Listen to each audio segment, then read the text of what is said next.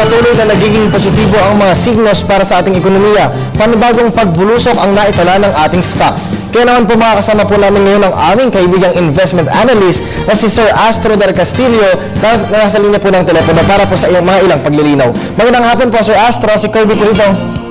Kirby, magandang hapon sa ating mga kababayan. Opo, Sir Astro, pwede po bang pakilinaw niyo po sa amin kung ano po yung kahalagan ng pagtaas po ng ating stock sa ating ekonomiya? Well, number one, sinasabi na talagang yung kumpiyansa ay andyan sa ating bansa.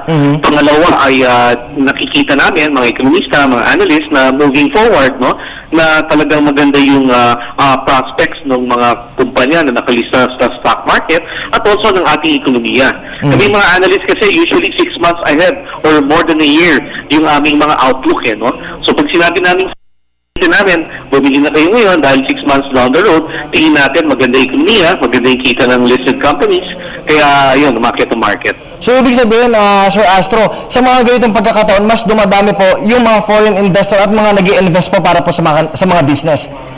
Tama po yun, no? Pero sa sitwasyon ng merkado ngayon, no, ang nakakatuwa po, mas madami na pong investors na domestic, no, rather than foreign, no?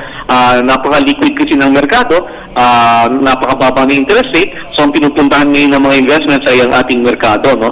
So, mas lamang ngayon, for now, no, siguro mga around 60% ang ating domestic investors versus yung foreign investors. Opo. Isang mahalagang katanungan, Sir Astro, ano po ang kaugnayan ng stock trading pagdating naman po sa negosyo at sa sambayanang Pilipino? Ano po ang pakinabang ng mga ito? Well, number one, ang direct effect niyan ay yung mga sales tax and mga iba pang buwis na related sa transaksyon na pang-araw-araw na umaabot ng mga 8 billion pesos ang value transaction ng market every day during the past few weeks. No? Definitely makakatulong to diretso sa ating community. Ito ay nagiging source ng pag-expand ng mga kumpanya na nakalista sa merkado sa pag-increase ng kanilang kapital para mag-expand, no? Pag nag-expand sila, ito ay dagdag trabaho sa ating mga kababayan, no? But syempre, itong mga epekto na ito ay nararamdaman hindi naman agad-agad. It will take time, no? It will take time before talagang maramdaman ang ating mga kababayan. Opo. At doon naman para naman po doon sa ating mga kababayan na hindi nakakaunawa, paano po ba tumataas ang stocks po sa Philippine Stock Exchange po? Number one, meron tayong benchmark, no? Meron tayong basihan na sinasabi kung ano yung index na yan, no?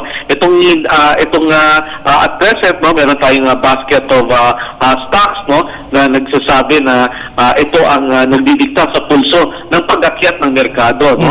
So, pag umakyat itong mga ito yung mga kanilang weight or kanilang puntos para masabi na umaakyat ang merkado, no?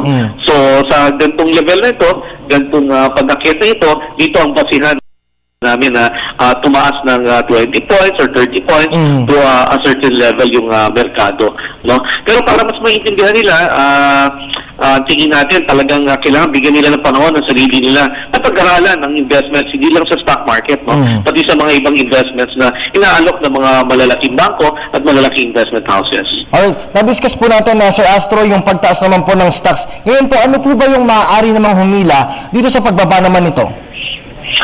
Well, for now, siguro, ang nakikita lang natin would be an immediate correction, no? Ibig sabihin na to, medyo magpa-profit take naman yung mga investors na bumibili sa merkado, no? Tandaan natin, nung last year, halos na-breach agad natin 6,000 level, and hanggang ngayon, tuloy-tuloy pa rin ang pag-akyat, no? So, kailangan na meron mag-profit take, no? Sa merkado. Pangalawa, yung mga concerns pa rin overseas, no? More on external concerns sa ekonomiya ng biggest trading partner natin, which is America, one of the biggest economy in the world, no? And yung sa Europe, no? Tinitingnan pa rin natin yun, no? So, more on external rather than internal. Alright, panghuli na lang po. Inaasahan po ng Pilipinas na tataas pa po ng 6.4% sa susunod na taon yung ating ekonomiya at 6.2% o 3% naman po sa 2015. Sa inyo pong pagpalagay, ano po yung forecast naman sa mga susunod pong araw regarding po dun sa stock movement? Well, tingin namin, no, for the full year, no, inaasahan, iba't iba yung consensus, no? Ang consensus nagre-range from 7,000 to 7,500, no? Alright. So tingin natin for the full year, no, for the whole year, baka ma-breach ng index yun, no? Anong basihan namin, no? Number one, yung tuloy-tuloy na paglakas ng ekonomiya at ng kumpiyansa sa atin.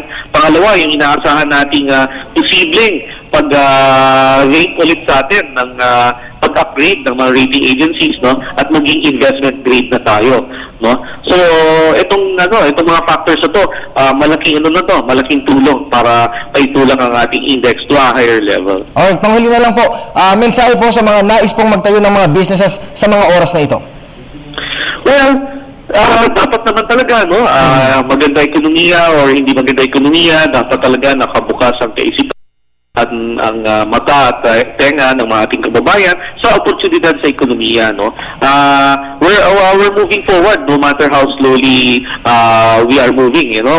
Ang point lang, dapat talaga hindi sila mahuli sa pagunlad, no. Huwag lang nila iasa sa gobyerno, kailangan sila ay gumalaw rin, no, para mas mapabilis ang pagunlad nila at pagunlad ng ating ekonomiya. Alright, well sir, po maraming salamat po Ginoong Astro del Castillo, isa pong investment analyst. Maraming salamat, mabuhay po kayo.